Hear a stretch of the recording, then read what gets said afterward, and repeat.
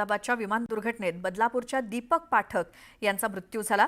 Air इंडियाचे crew member Deepak Pathak यांचं पार्थिव 8 दिवसांनंतर त्यांच्या बदलापुरातल्या राहत्या घरी येणार आहे। कात्रप परिसरातील रावल कॉम्प्लेक्स या परिसरात दीपक आपल्या कुटुंबियांसह राहत होते। गुजरातहून विशेष विमानानं दीपक यांचं पार्थिव मुंबईमध्ये दाखल झालं। त्यानंतर ते मुंबईहून बदलापूर इथल्या राहत्या घरी काही वेळातच दाखल होईल। आमचे प्रतिनिधी गणेश मंजुळा अनंत यांनी इथल्या परिस्थितीचा आढावा घेतला, बघूयात। अखेर 8 दिवसानंतर दीपक पाठक याचं पार्थिव बदलापुरातील कात्रप परिसरातील त्याच्या राहत्या घरी येणार आहे। माहिती आपल्याला की 12 जून रोजी अहमदाबाद येथे विमान दुर्घटना झाली होती आणि या विमान दुर्घटनेमध्ये एअर इंडियाचा क्रू मेंबर दीपक पाठक याचा मृत्यू झाला होता।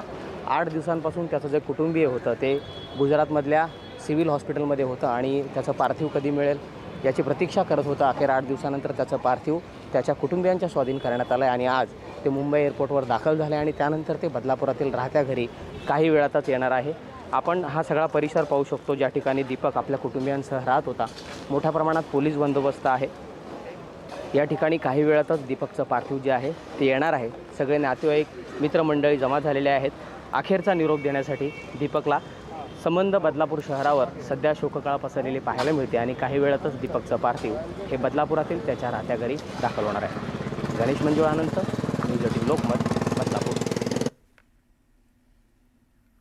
तर पिंपरी चिंचवडमधील एअर इंडियाचे क्रू मेंबर इरफान शेख यांचा अहमदाबादच्या विमान दुर्घटनेमध्ये मृत्यू झाला होता। इरफान यांचं पार्थिव पिंपरी चिंचवडमध्ये पोहोचलंय। थोड्याच वेळात दफनविधी होणार आहे।